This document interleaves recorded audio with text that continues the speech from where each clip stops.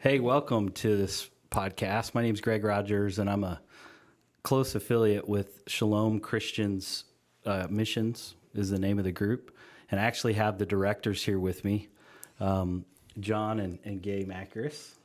And so it's exciting to hear their story. Real quick, I'll tell you how I met them. My wife recently, actually more like 2 years ago, found them randomly on Facebook and started donating to this orphanage group in Africa, Kenya, Africa. And I had very little connection. And then the next thing I knew, my wife wanted to go on a mission trip there. And I'm, just kind of like, okay, whatever, And then next thing I know, she says, hey, the directors are coming to train us. And I need your help setting up the sound, and I have this camera to do Zoom, and so I go, and I'm just not thinking anything of it, and I'm still thinking, yeah, right, my wife's going to Kenya, I'm just kind of floating along, and then when I meet them and hear their story, I really got touched, and everything shifted. Man. And so, as you can tell, it really deeply impacted me. And I just knew that they loved Jesus, and they had given their life to something really precious and sweet. So I have the pleasure to have them with us to tell their story. It's a wonderful story. It really got me engaged. And I ended up going to Kenya instead of my wife on that first trip, which is a whole nother story. But and so now I've gotten involved with them, just recently got on the board. And so it's my pleasure to have them, the directors, and I'm just going to have them tell their story. So my first question would be to you, Gaye. So what is Shalom Christian Missions? Shalom Christian Missions was set up to basically help the orphans in Kenya, where we had gone one time to visit. And that's a big part of our story. But we established it to set up to help the children in that particular area of Kenya where we saw it was very desperately needed. So when was that? We started Shalom Christian Missions in 2007.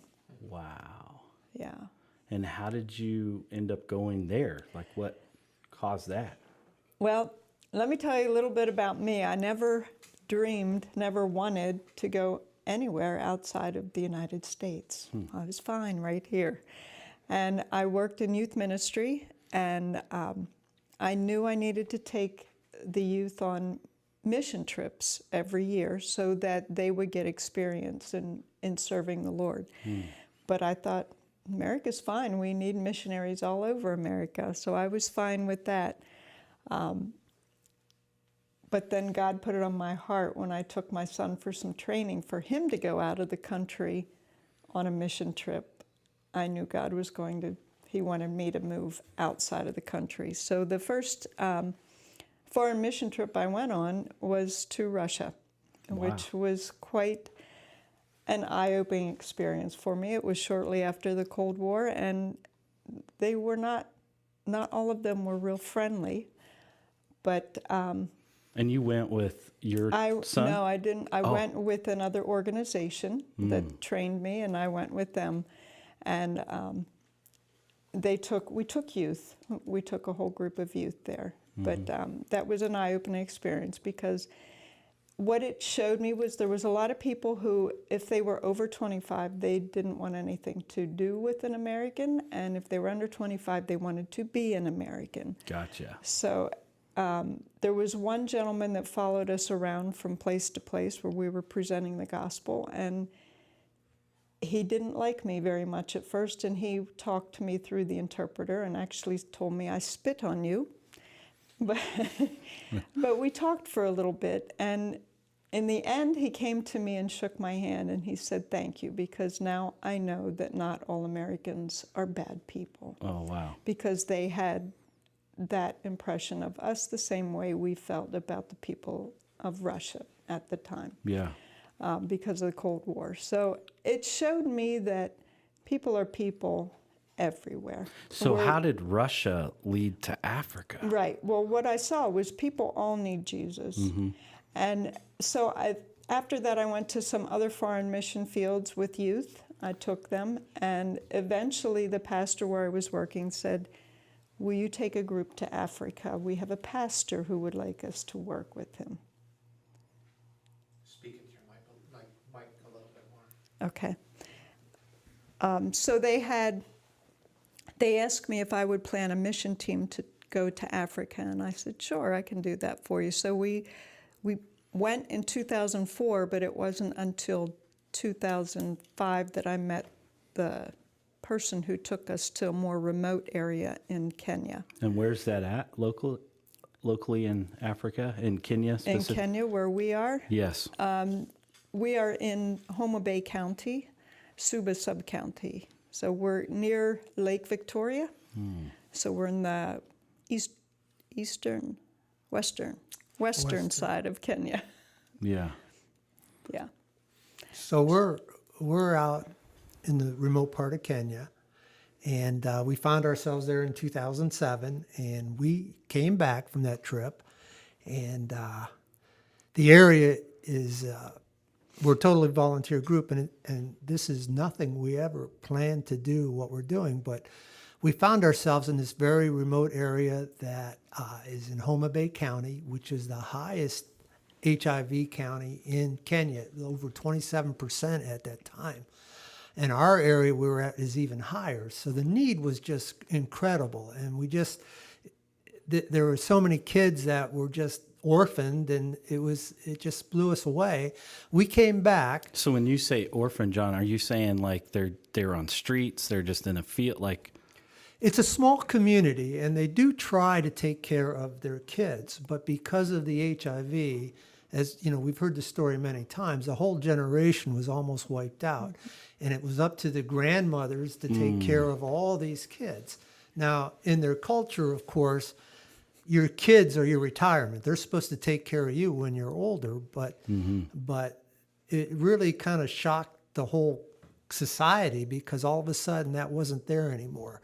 And so the need was just incredible because these poor older widows and mothers could not, or grandmothers, were with the burden of many, many kids, not only their own families, but there was just a huge amount of kids that needed somebody. Yeah. So we came back, and Gaye calls everybody she could think of on the phone. Because of this need. Because of the it's on need. your heart now. It's snatched you.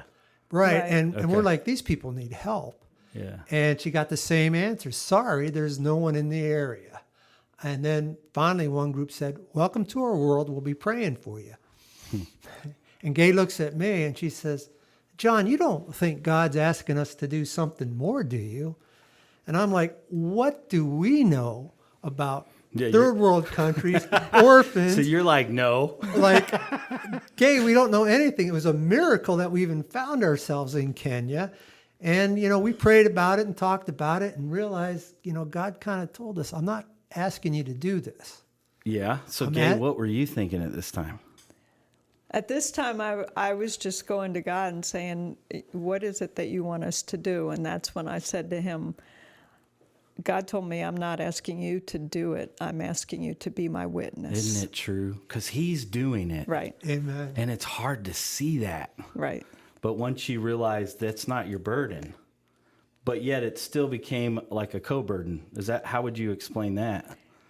Well, there's definitely a co-burden there. I mean, Yeah. but the more you take that burden on yourself, the harder it becomes. If you just release it to him and say, God, what do you want to do now? Because I don't know what to do. Every time I've done that, that's when God opens doors. Isn't it true? Yeah. Me too. Yeah. So we went from there to realizing that, okay, our connections with youth ministry opened some doors. And this was like February of 2007. Mm-hmm. That summer, we took a whole team over. I think we had 16 kids, youth going over. And we went to this remote part of the world. And with very little preparation, now Gaye had a lot of experience working with youth and in foreign missions because of what she had been doing The prior with training. the churches. Yeah. Yeah. And it just started growing from there, and we were just amazed at how much we were able to do. And I guess it really wasn't us, but with the little resources that we had, the number of lives and people and children we were touching, it was just like, wow. So right out of the gate, you established this orphanage? Yeah. Yeah, basically, we started working to have a place for the children to live who needed a place to sleep. And we were working on a school, elementary school for the children. That's what you started out with. How many kids did you start with? Do you remember? We started with 16 kids. Isn't that interesting? And by the time the mission team got over there, we had over 30. Over 30. And the interesting thing about the first mission team that we took was it was a group of youth who were part of a youth ministry, and they were from various different churches. So when we came back, every one of those churches wanted us to come and share, be part of sharing with them what they experienced. Gotcha. And that is what really took hold, and That God was the used that catalyst. because sponsors just came forward and started helping us. It was just something God wanted to do and started doing. That's great. So fast forward now to 2022, how many children do you guys take care of at Shalom Christian Missions there in Kenya? Well, we have 3 things going on there right now. We have a registered orphanage, we have a registered primary school, and we have a registered high school. And rescue center. Right, the orphanage is an orphanage and rescue center. They have asked us to become a rescue center to take in children that are being abused and trafficked and things like that. So how many kids roughly? So we have about 130 children who are sponsored, but then we also provide an education for many in the community. They pay a small amount, but we have over 300 in our elementary school and about 80 in our high school right now. That's great. So let's go back in time. And I know it's not easy. And I remember your story of how the obstacles came. Expound on what obstacles did you see, and then how did God just kind of make a way? You know, we don't realize in America here a couple of things. We don't realize how deep the poverty is and how desperate the need is for these kids. I mean, people are in need. Don't get me wrong. In the United States, we have a lot of serious problems. Mm-hmm. But when you're taken out of your environment and all of a sudden you can see the lives, it just changes your perspective a little bit. So we don't really understand the depth of that poverty, that there isn't the government agencies. There's nobody for these people. There is nothing for them. But we also don't realize, too, that because of that, their culture is a survival mentality. And the corruption and problems run very deep as well. Now, we don't like to talk about that all the time because if you don't understand the depth of the poverty, you realize that they really need the help. And, you know, ministry work sometimes isn't always that straightforward or clean. There's a lot of problems that you're dealing with, and you're dealing with people, and there's issues and problems. There's corruption. And even in Kenya, they tell you they won't even look at you for 5 years, the government, because most people pack ship and go. They give up. They nope, this is too hard for me to do. And our area is one of the very, we couldn't have picked a more desperate area. Yeah. And we didn't. God really entirely took us there. So we ran into a lot of problems. Yeah, the area that you wanted to found the hill. It's a beautiful hill. I have the picture in my head. But what led to that hill, and what was the issues of getting established on that hill? And maybe you can clarify just some of the struggles that you guys faced, and God really parted a sea, if you will. I remember that in your story. We had to deal with as we got there and we were bringing teams. We realized that you have to be extremely careful because there is a lot of people trying to find a connection to the resources. I mean, I love the way one of the officers in the area told us that. He says, "Oh, these people, they've evolved to scan your brain. They cry help, help, and when you go to help them, they throw stones at you." And that can be intimidating. And we had to face a lot of issues there. And we had to bring a team in 2011 and realize that the person that we were tied with was really not a good person. And there was a lot of abuse going on.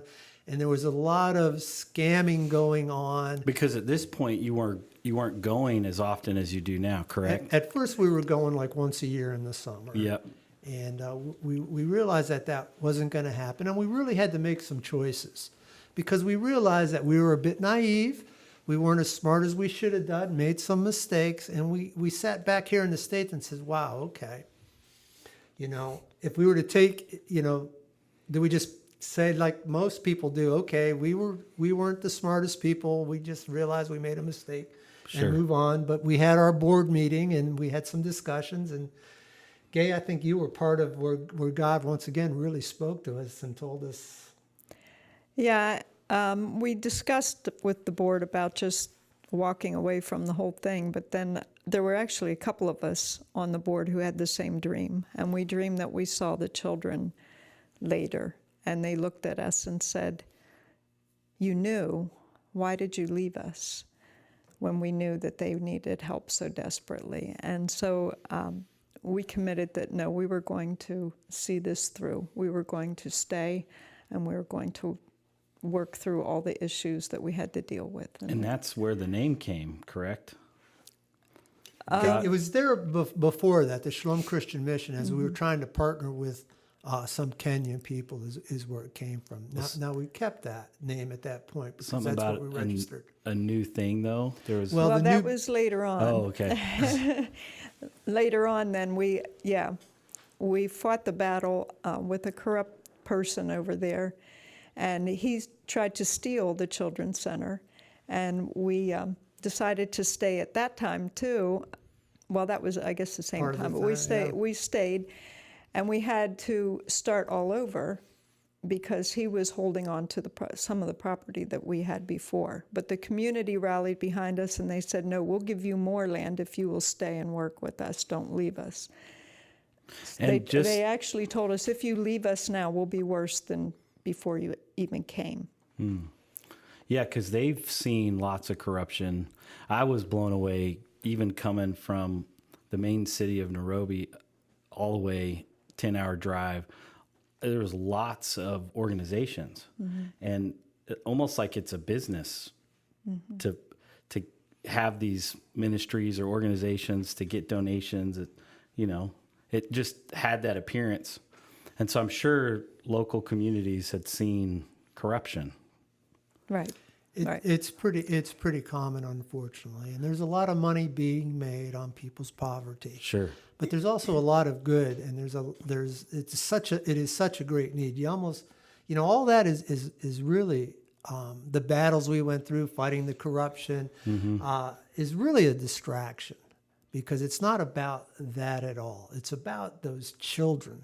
Well, but that are there. you stayed in focus of what God was after and what God was doing. Right. And then God made a way, even though logically it didn't make sense to stay. Right. Right? Right. God gave us the verse Isaiah 43, I think it's 19, where he said, "Behold, I do a new thing." And that is where the name of our children's center came from when we began over again. It's called New Beginnings. Yes. And so that is... And he really did. He opened a door and took care of the conflict. Oh Right. my, yes. Yes. Yes. God showed up, and even though we had to change our whole philosophy on this, we realized that we needed to be there, that we needed to be more hands-on, we needed more direct communications. And we said, okay, we have all these kids that are actually being abused and were being basically held there and not being released. And we just started then. We had our team there, and we realized, okay, God's calling us to stay. In the midst of threats, right? Right. Threats and lots of things normal people would run from. Right. Well, the corruption went so deep that you see when someone over there gets money that he had to spend, which was the director that we were working with at the time, he can corrupt the whole community against you. So you can pay off the police, you can pay off the government officials to tell these people anything that you want them to believe. Right. But Right. God is God, and you don't mess And with it doesn't God. stop him.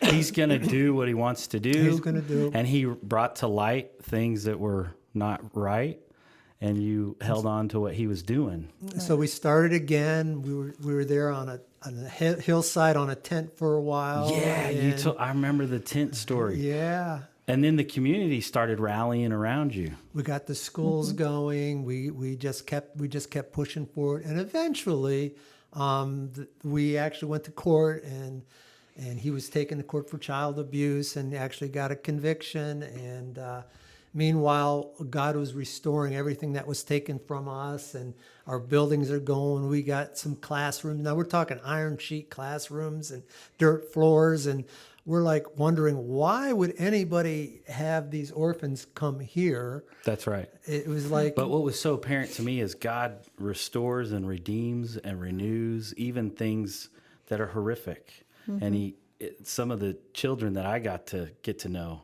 you could see the redeeming process through the whole mess, that God isn't going to get stopped. And even in the mess, you guys continued to feed, clothe, and teach children there, even through all those trials. It was God didn't stop. He kept pouring in, and we kept going. And I think part of it was we needed to be willing servants, just to trust that God's got a resolution for this. And eventually we started to grow. Eventually, like we said, he was thrown off the hill basically, and the things were restored, and we started to be able to grow, and the kids started growing in numbers again, and the schools started flourishing. We started the school because the public schools in the area were so low quality and so overcrowded, and it's just kind of sad that it was more important for market day than to teach the kids, or a lot of times the kids would be taken to the teachers' homes to help in harvest. And they had, for example, there's 1,000 schools in Homa Bay County. And the primary school in Neosodi at that point was ranked, they would take scores, and scores are everything there. It was ranked, I believe, 962nd, which is not very good.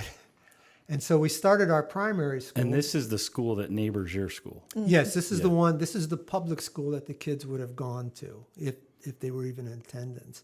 So we started New Beginnings Primary School because we needed more control to be able to give these kids an education, because we believe, they need an education. So as we started our school was ranked, I think, number 76 in the county. Now, they stopped keeping scores now because that became more important than teaching. It was all about the schools getting a high score. And so, that would encourage cheating and everything else. Yeah. They still do it, though. They still rank. Yeah. Yeah. Yeah. So anyway, we were able to bring the primary. And now, as we got further along, we had all these kids graduating from primary school. And we needed to really birth a secondary school so that we could continue in their education. Mm-hmm. So did you ever hit roadblocks personally? God, through these 15 years now, correct? Yep, 15 years. Have you ever, and specifically, what keeps you in is my real question. Well, we've been through 3 directors now, and when the last one, we're on our 4th director. And with the 3rd one, when we found out that he was corrupt too at one point, and that was I was very frustrated and just ready to walk away again. I just thought, that I can't keep dealing with this. But God brought the people right alongside me. In the community. Well, not just the community, but he brought the people to us to work to take over the center. Because when I found out this man was corrupt and was doing some terrible things to the children, my ticket home was in 6 days. I had 6 days to figure out what I was going to do. And God just brought people into place, and he truly blessed it in that way. But those are some of the roadblocks that you hit, because I couldn't extend my time. My visa was running out, and So the prayers were like, okay, God, 6 days. What What do are you gonna do? What do you You want? want, yep. And what do you want me to do? What are you doing? What do you want me Yes. to do? And he made it clear that he was doing he another was another doing thing. it. Right. He was continuing with his new thing. Yes. And he basically, I just stepped back and watched and witnessed what he was going to do. So we were at a point where Gaye was and is still was there 3 months, back in the States 3 months, rotating back and forth. So it would be 3 months before we could get back there directly. But Now you have a life in the United States, not just in Kenya. yes, Correct. How do you balance that? And where do you live here in the United States? And what do you do? Well, we're in York, Pennsylvania, and we have a general rental business with tents, tables, light equipment, and that's kind of our where we get our money from and our ability to be able to do this. You know, it was far enough along, and you know, when you step out with the Lord, there's challenges. Challenges. You know, I mean, So you don't really have a paid position with Shalom Christian Missions. Is that correct? that's correct. It's All the money. So when people donate, it just kind of flows right on into 100% of it is going over. Right. Wow. So we don't take any salary. We use our businesses to support us. And we rely on God really bringing people to our side to help these kids. So when they sponsor a kid, you know, they are helping that child. Yeah. Talk they to are me part about of it. that. What does it take to sponsor a child over there? What? The sponsorships, we have different levels. You can start at $40 a month to help sponsor a child. We figure right now that it takes about $80 to fully sponsor a child. So if we get 2 people that pay the $40 a month, then a child is sponsored. Because a lot of people can't afford the 80, so 40 works for them. And sponsored means what? Sponsored means that we help give that child an education, their basic needs, whatever it is that they need. Now, it can mean that the child will come and live with us. Some of them are living with us because they're brought in by the courts now. And we have many court cases that come and they stay with us full time. Some come and stay with us when they're going to school, and some actually live within the community and come to school there. That's great. God has been so far ahead of us in all this stuff, because now we're getting kids that are graduating. And we were so excited because in our community, back when we started, nobody went to high school hardly, let alone university. And we're getting a lot of these kids going now, graduating from the program, and actually we're putting them in the different education programs. Some of them in the education part, we'll send them to vocational school if they don't have the academics. But then the ones that do graduate, we try to get them started into the universities. And we have several coming back. And so we started developing different programs. We have the internship program where we're trying to teach these kids work skills and work ethics and those kind of things. And leadership. And yeah, we try to prepare our interns, are the ones that are typically going off to universities and colleges. And so we want to get them prepared because we only cover the first year that they're in the university or college, because after that they can get a student loan from their government. They all qualify for that. And we also work with our interns now to teach them how they can start their own small business and earn some money while they're at school to help provide for themselves, so that they don't have to constantly be calling and saying, I need money, I need money. No, we want to empower them. We want them to learn how to do this themselves. Right. And that's become a very important part of what we're doing, so that we're not enabling them, we're empowering them to go forward in their life. And we've been God is just so incredible and goes before us in so many ways. It just strikes you in awe that He has thought this through so much further than we have. So you have an orphanage that houses kids, and then you have schooling, both the young primary, you call it primary school, and then secondary, which is like high school. High school. And then you're working on a vocational intern program. Is that correct? What else is on the horizon for Shalom Christian Missions? Well, we have, oh God, it just so keeps much? coming. Yeah, it just keeps it's coming in. God really flipped a switch on us because the area is such an impoverished, what do they call, subsistence farming area, and you can only divide land up so much.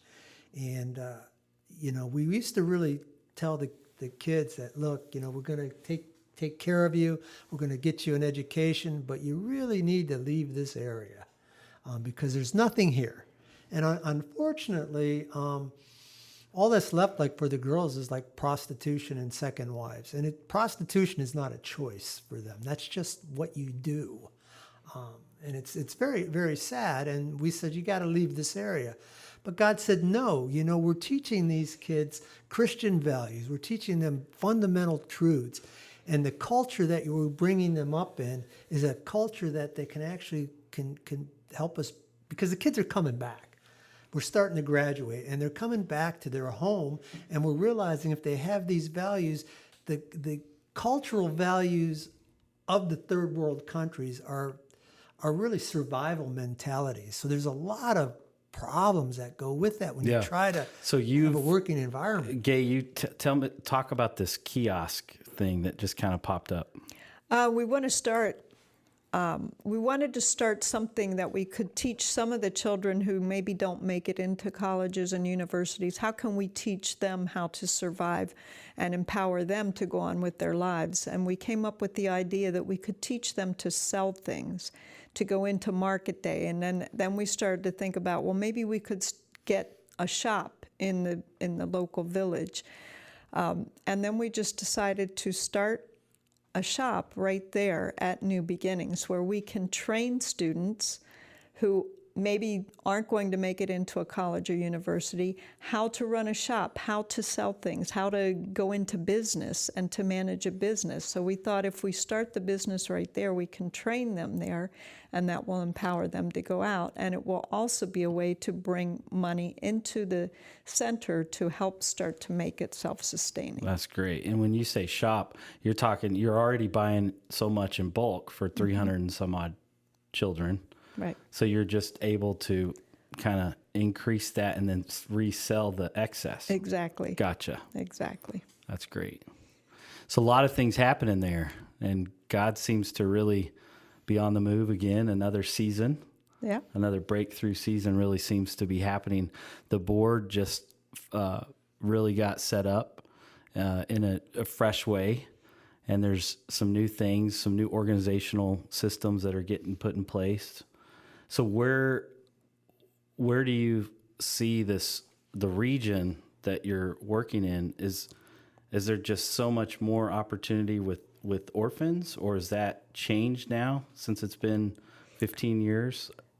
There's still a lot of orphans, but we're also realizing there's a lot of vulnerable children because we're very close to the lake. And there's not a lot of businesses out there. And like he said, a lot of the girls turn to prostitution. And I think there's also a lot of trafficking that goes on there with that. And so the opportunities there to start to change that around, to help those girls to start to realize they can do something different. Absolutely. And to turn that whole thing around. When I was there, we were using solar power. And since I've been there, which was a year ago, you guys were able to get the land sewed up completely, and you own it legally, correct? Yes. And then you got electric ran to the center, but not yet dispersed to the buildings. Correct. Yes, we're getting there. That was one You're of the getting there. things God has moved, because as our vision for what we can do with these kids, again, we're actually creating an environment that can create prosperity and opportunities for the children there. Our solars are kind of a makeshift solar system that we've thrown together. Still impressed. But in the process, when God really started to move again, all of a sudden electricity became available. Now we got the power up to the hill where we're at, but we don't quite have the it funds to dispersed get it yet. dispersed. Yeah, right. Okay, Right, so there's- that's definitely a need too. to get that, because we want to start, our goal now is to make like our schools to be national level schools. We National want the level best internet, schools. internet operating, And we need power, need which electricity. opens a whole new Our- possibilities. Our kids, we're having like a lot of kids that are qualifying for university. We have one that might graduate in his top 3 in his class. What is his degree? Industrial chemistry. Industrial chemistry. Wow. And he's going to graduate like top 3, maybe even the top class. Wow. He'll graduate this year. But we're getting a high number of these kids going off to universities. So we're excited about that. And for the schools, they don't have books. We need to get more money so that our kids can have their own books. But because our goal, our vision is really to see this being top-notch schools, and we want to really expand on that. We know they're going to need to be computerized. And so we got to figure out how to get computers. We got to figure out how to power the computers. And that's Yes. why this electricity just said, okay, God, we're working in, you're working in that direction. And it's just kind of a reflection of everything he's doing. You bet. So I went as a short-term missionary trip. It was 2 weeks. So how often do you guys bring people from the U.S. on these short-term trips? Typically, we do 2 a year. 2 a year. One group in January and one group in July. Okay. So if someone listening to this podcast wants to look into that, what do they do? How do they get connected? They can go to our website and find the information there to do a mission trip, or they can contact And us. what's Gotcha. that website? Yeah. ShalomChristianMissions.org. Got it. Do you have a Facebook page? Yes, we are on Facebook too, Shalom Christian Missions. Got it. And it's wide open opportunity. We need partners to help Yeah. us really go. God has given us so much opportunity that it's just sitting in front of us, but we need people to come alongside us and partner with us either through sponsorship or When otherwise. when I went, my eyes were completely opened. Just to see what God has done was really amazing. It's a beautiful facility. It sits up on a hill. It's really a city on a hill. It's a light to the community, and that was neat to watch. It was safe. There's a guard there, with the gate, and I was impressed how safe it was. As someone that's coming from America, I didn't know what to expect. I didn't know if lions were going to be dragging me out of the camp, or I didn't know what to expect. But it was safe. The facilities were manageable. It's definitely not United States Hampton Inn, but it wasn't awful. We're in a very remote area. It was remote. We're it was up beautiful. we're up on a little old volcano Yes. mountain, and we're fairly isolated from that perspective. But we Yeah. can see Ruma Park, which has the rhinos in it, and we can see on a clear day we can actually see Lake Victoria through the mountain peaks. But we're out in a fairly isolated area. It's still pretty rural Kenya. We're not. And the language is primarily Well, most of the children there speak English. The two national languages of Kenya are English and Swahili, but the community speaks their tribal language, and the tribe we work with is the Lul tribe. Got it. Yeah, great. Well, it's been a pleasure. Is there anything else that you guys want to mention?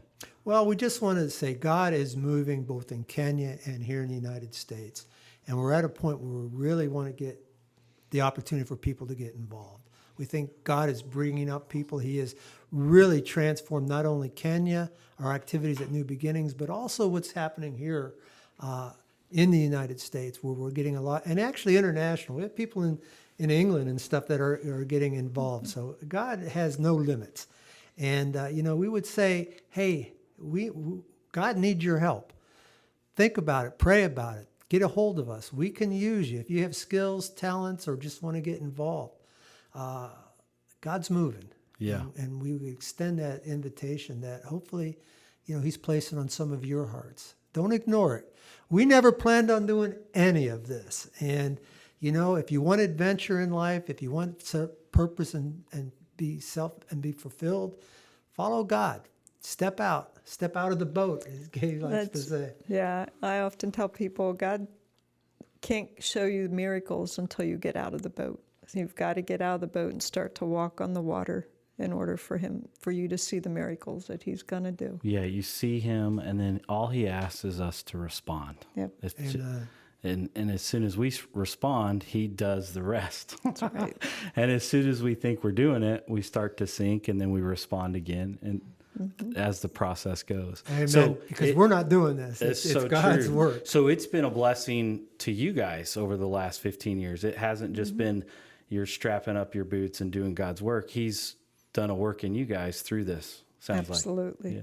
Yeah. It's not always easy, but when you're doing God's work, what used to be important to you isn't as important. You start to realize a deeper connection to what the Father's doing, and just, you know, you can go to sleep at night realizing that you're doing something good and you're doing what God wants, and that brings you a lot of peace and comfort and purpose in your life. So often we struggle with, you know, what Why are we am doing? I here? Yeah, why am I here? What am I doing? made for? Yeah, that's correct. And so And it's awesome that you can look back and feel that.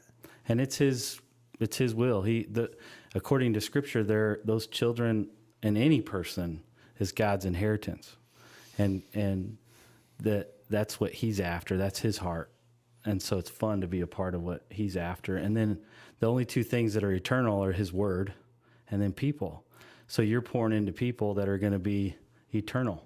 You can't understand how much of an impact you have with these kids. That's what we love to get people over there to see this, to see the impact that you have by either being a sponsor or, better yet, going over there and loving on those kids a little bit, because, you know, they do know the Scripture, but the love of the Father is hard, especially if you're an orphan in a strange world, and they need to know God's love, and they can see that through us as we go there. So and true. We're his hands and feet. God can't physically hug them, but we can. That's right. And we can. It's just. And you begin a relationship with them too. I've been blessed to get letters that made me cry, and relationships that have begun, and it's a beautiful thing. And we love to get you over because it's the real. It's real. It's like I said, we're a volunteer organization. We're just walking out what God is trying to be obedient to what he calls us to. Yep. And he brings people alongside us, people that partner with us, and we're hoping that, you can join us. So get involved. What's the website again, Gaye? ShalomChristianMissions.org. Got it. Go out and reach out, and they'll get back in touch with you. Thank you. It's a wrap. Oh, they forgot to hit play. I said, what are you comfortable doing?